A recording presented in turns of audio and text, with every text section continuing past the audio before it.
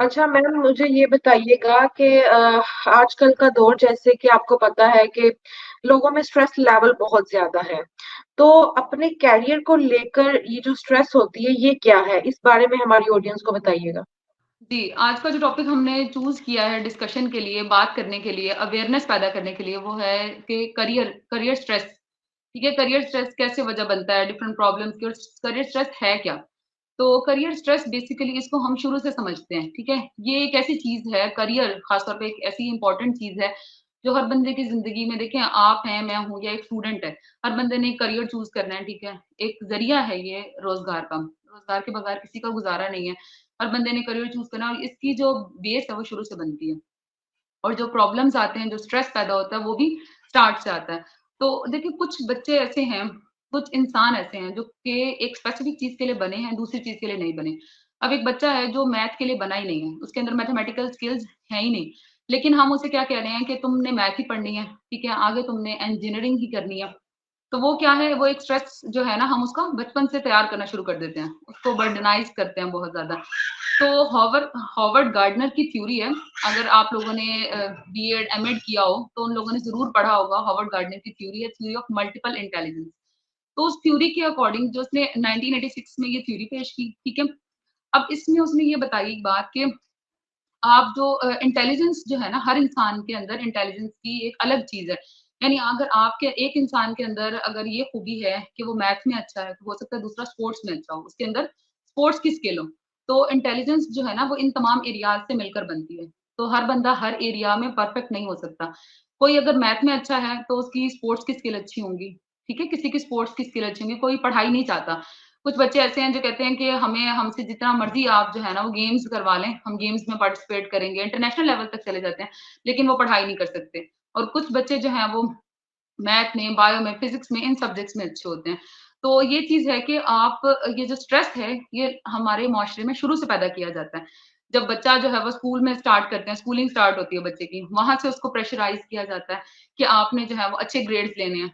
Competition parents में बहुत ज़्यादा होता है, कंपैरिज़न करते हैं बच्चों का आपस में कि अगर उसके ग्रेड्स अच्छे हैं तो आपके भी इतने ही आने चाहिए। अब उसके ग्रेड्स क्यों इतने आने चाहिए, पहले आपको उसका देखना चाहिए कि उसके अंदर इंटेलिजेंस की कौन-सी फ़ील्ड मौजूद है, किस फ़ील्ड में वो जा सकता है, उसका इंटेलिजेंस लेवल क्या है, ठीक है? उसके अंदर इतनी स्ट्रेंथ है भी या नहीं जो आप उस पे प्रेशर डाल रहे हैं। तो इन चीज़ों की वज़ह से क्या होता है कि एक प्रेशर पैदा हो जाता है बच्चे के ऊपर, एक स्ट्रेस जो है वो स्टार्ट से ही उसके अंदर डेवलप होना शुरू हो जाता है, जो कि फिर वो जब जॉब करना स्टार्ट करता है, वहाँ तक उसके अंदर रहता है। फिर जॉब पे फ्रस्ट्रेशन और इस तरह की चीज़ें होती हैं। जी, जी, बिल्कुल ऐसे ही है। बीइंग अ पेरेंट्स, हमें ये समझना चाहिए कि हमारा बच्चा जो है वो एक दूसरे बच्चे से बिल्कुल मुख्तलिफ है। ऐसा नहीं है कि जो उसके अंदर खूबियाँ या ख़ामियाँ हैं वही हमारे बच्चे के अंदर होंगी। अच्छा, मुझे ये बताइएगा कि क्या करियर को लेके बिल्कुल स्ट्रेस नहीं लेनी चाहिए? इस हवाले से बताइए, क्योंकि अक्सर लोग जो हैं वो बहुत ज़्यादा इस चीज़ में स्ट्रेस में चले जाते हैं।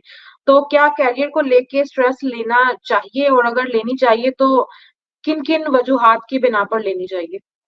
जी, सादिया, आपने बड़ा अच्छा सवाल किया कि देखें, जो स्ट्रेस है ना, पहले तो इस चीज़ को समझ लेते हैं कि हेल्दी स्ट्रेस और अनहेल्दी स्ट्रेस क्या है, ठीक है? तो बिल्कुल। अगर देखें, हुँ। मैं आपको एक मिसाल के ज़रिए से ये बात समझाती हूँ कि अगर एक बंदा सुबह ऑफ़िस के लिए निकला है, ठीक है? रास्ते में उसकी गाड़ी है या बाइक है उसके पास, टायर पंक्चर हो जाता है।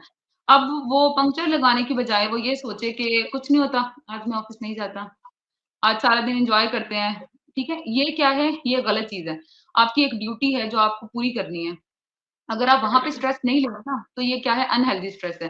जबकि आपको उस सिचुएशन में क्या करना चाहिए, चाहे जैसे भी करके आपको अपनी वो गाड़ी, बाइक सही करवानी है और अपनी जॉब पे टाइम पर पहुँचना है, ठीक है? अगर आप ऐसा नहीं करते हैं, तो ये क्या है, अनहेल्दी स्ट्रेस में आ गया। तो कुछ जगह ऐसी होती है जहाँ स्ट्रेस लेना ज़रूरी होता है, और कुछ जगह ऐसी होती है जहाँ पे स्ट्रेस उस लेवल का नहीं लेना होता आपको कि वो आपको आपके लिए नुकसान हो जाए, आपकी मेंटल हेल्थ जिससे खराब हो जाए।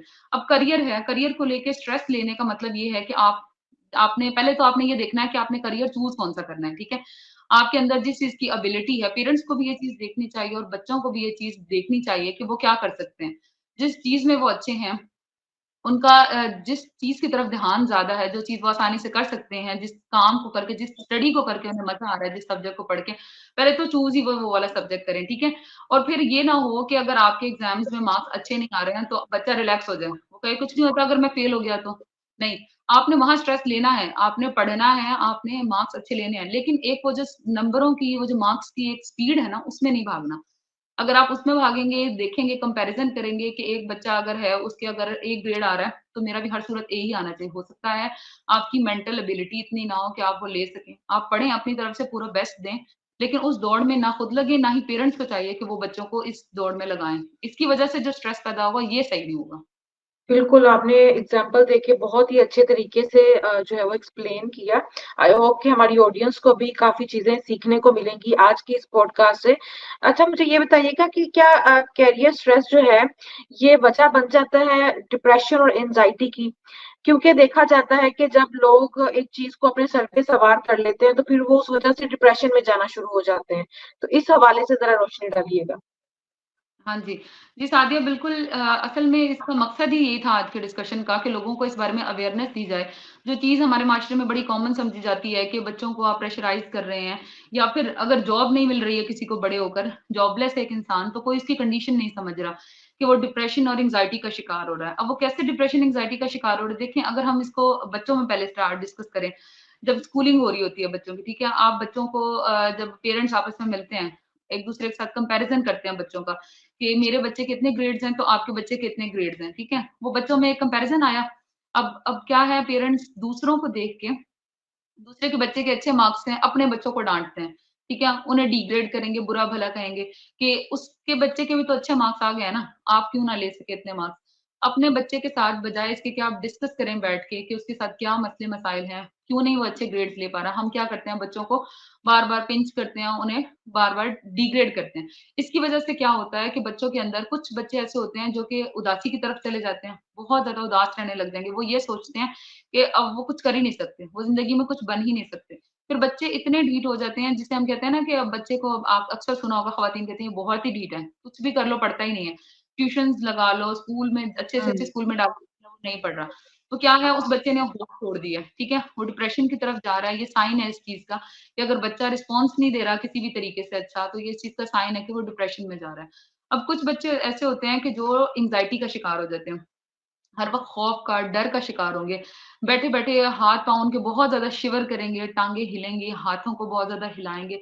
इसके अलावा ये कि वो हर चीज़ में डर महसूस करेंगे कि जैसे अब फॉर एग्ज़ाम्पल उन्होंने कोई भी एग्ज़ाम दिया है, अब एग्ज़ाम की तैयारी से पहले ही उनको इतना डर, इतना प्रेशर उनके दिमाग में बन जाएगा कि उन्हें लगेगा कि वो ना सुबह अच्छी परफ़ॉर्मेंस दे पाएँगे, ना ही उनके ग्रेड्स अच्छे आएँगे, बल्कि वो फ़ेल हो जाएँगे। बेशक वो बहुत लायक स्टूडेंट हों, लेकिन फिर भी कॉम्पिटिशन की वज़ह से उनके अंदर एंग्ज़ायटी पैदा हो जाती है।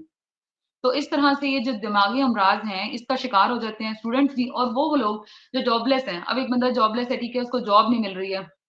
वो कंटीन्यूअसली हमारे माशरे में ये चीज़ है कि हम कोशिश करते हैं कि गवर्नमेंट जॉब्स मिलें, ठीक है? गवर्नमेंट जॉब्स की वजह से, इस चक्कर की वजह से कि गवर्नमेंट जॉब हो आपकी, चाहे वो आपकी अपनी फ़ील्ड की हो या ना हो, लेकिन आपने लेनी है, उसको अचीव करना है। अब जिसको नहीं मिल रही है, वो क्या है? या तो डिप्रेशन का शिकार हो रहा है या एंग्ज़ायटी का।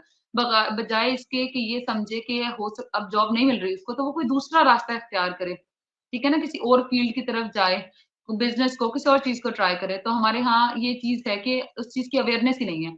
लोगों को पता ही नहीं है कि हम डिप्रेशन या एंग्ज़ायटी का शिकार हो रहे हैं, हमारे अंदर जो शदीद उदासी पैदा हो रही है, बहुत ज़्यादा चिड़चिड़ापन पैदा हो रहा है, तो उसका इलाज भी ज़रूरी है।